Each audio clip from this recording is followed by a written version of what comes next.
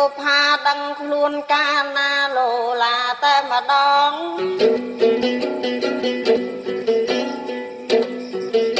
ក៏លេចឃើញអង្គព្រះកៃច្បាស់ច្បងថាជើម្ចាស់កាយបរមីព្រះអង្គនៅដល់ទៅប្រទេសណាប្រទូខ្លានហាកាត់ទាំងរាត្រី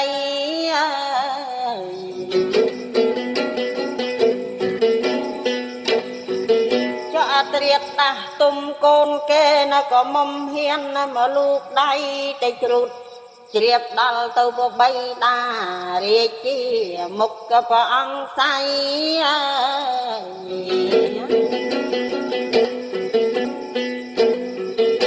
បើចឹងព្រះកើយមានព្រះបារមី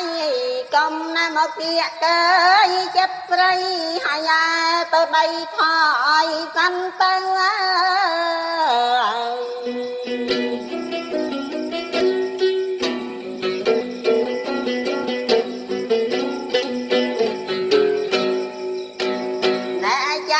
បុផាមៀងក៏បលឹងងាយបងចង់រួមក៏តេលខ្នើយបានជាខំស្កាត់មកទាំងរាត្រីនៅគយបងក៏មិនមែននៃខ្វះជាតិស្ត្រីញ៉ាយច្រើនណាស់ប៉ុន្តែបងអត់មានទៅសាប់បតីតំណឹងដឹងថាអូនកើតមកពីការបានជាបដូរសង្ខាមកលើស្រីអើយ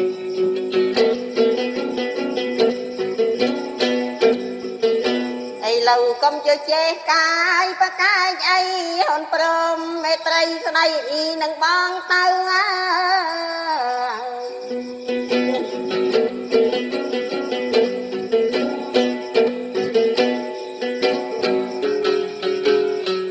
ចុះមាត់តឹងវយដៃក៏លូកហិនតែទើសសាច់ជ្រូកនាងគក់បាំង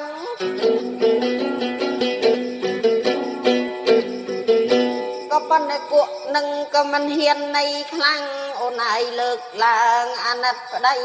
ខិនតែថាជីកុំពិលឆ្ងល់លើយឆ្ងល់ប៉ុន្តែលូកដៃដល់ប្រុសហើយនឹងស្រីរៀបរយចុះបែបបន្សាំរំព្រះអង្គនៅកំឡោះមេអូនក៏មុំតែកំពុងតែទុំលើតែនកាលៃអាត្រៀតតាយយប់ជ្រៅហ៊ាននៃខោខៅចូលបរិយា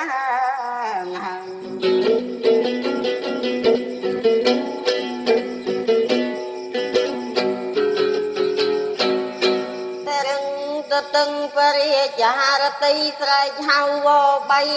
ខ្ញុំឥឡូវបើចឹងព្រះកើយអាយ៉ែទៅមីអូនពៅអត់មានមេត្រី